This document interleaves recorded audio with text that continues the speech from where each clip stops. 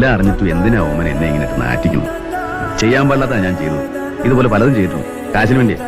ഈ പറഞ്ഞ ഞാൻ നിർത്തി. എന്നെ ഒന്ന് ഒഴിവാക്കി തരണം. എത്ര കാശാ ഞാൻ തരേണ്ടത്? ഒന്നും തരണ്ട, ഞാൻ ഒഴിഞ്ഞോളാം. കാശിന് വേണ്ടി തന്നെയാ ഞാനും വെറുണ്ടെന്നൊക്കെ പറഞ്ഞത്. ഇനി എന്റെ ശല്യം ഉണ്ടാവില്ല. നാളെ ഞാൻ ബോംബെക്ക് പോവാ. വലിയൊരു വീട്ടിൽ അടുക്കളപ്പണിക്ക് ഒന്ന് കണ്ട് പറഞ്ഞിട്ട് പോവാന്ന് വെച്ച് വന്നതാ. പറയാൻ എനിക്ക് വേറെ ആരുമില്ല. 12 വയസ്സിൽ തുടങ്ങിയതാ കണ്ടവന്റെ പാത്രം കഴുകല്.